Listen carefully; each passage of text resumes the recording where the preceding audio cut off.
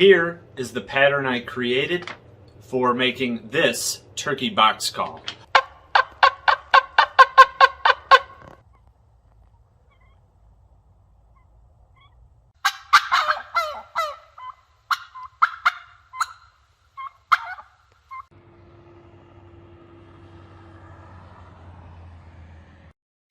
I'll put a link for this pattern down in the description. You can download it and print it off. You can see it fits nicely on an 8.5 by 11 sheet of paper. I do recommend printing 2 copies off because one, it's nice if you can cut the actual patterns off, the actual shapes.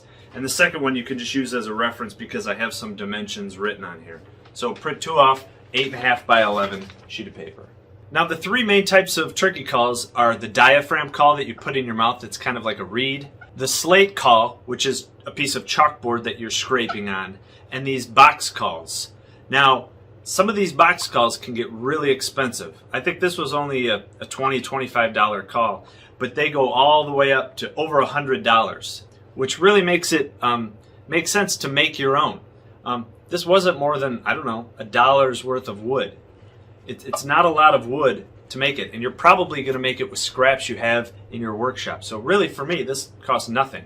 But this is a great call for right when you enter in the woods and you're trying to locate maybe a turkey in the woods. Really call out maybe a mile and see if you can hear a turkey off in the distance. So it's kind of like a locating call that you're going to use right off the bat.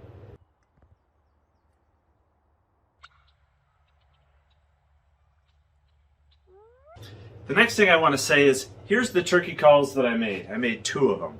And I recommend making 2. It's not that much harder to make a second one. You have all the tools set up. It doesn't take that much material, and they do end up sounding different, though they're made almost exactly the same. The other thing is, here's a box call that my grandfather bought years ago. And if you hold them side by side, you'll see the size difference.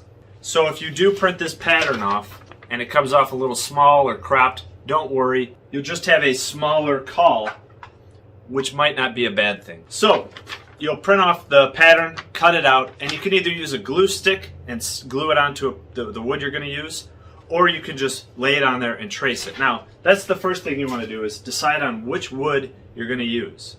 So for the sides here and here, everybody always recommends cedar. So that's the #1 wood to use for the sides, the actual sounding, the one that's going to vibrate and make the call.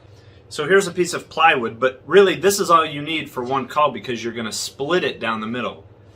You're going to take it on a bandsaw and cut it down the middle because that board only needs to be about an 1/8 inch thick.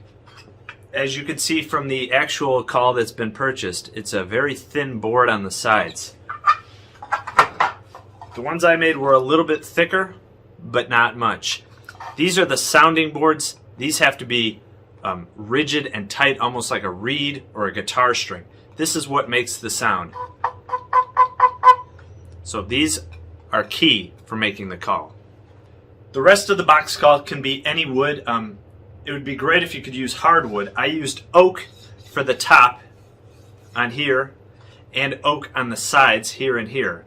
For one of the calls I used oak on the bottom, and another one I used just a piece of plywood on the bottom, you can see here. I don't think the bottom or the ends really matter. I'm not even sure that the top really matters. You could use an oak veneered plywood. This is the key, so use the best wood you can find for the sides. Again, I didn't have this call with me when I made these. Otherwise, one thing I would have changed would be these ends. You can see how thick this end piece is. It's a really thick end board. When I made mine, here's 2 scraps that I had. You can see they're really thin. I thought it had to be thin on the ends too. You can see on the actual ones I made, this is much thinner than the one that was purchased. So you see the difference there.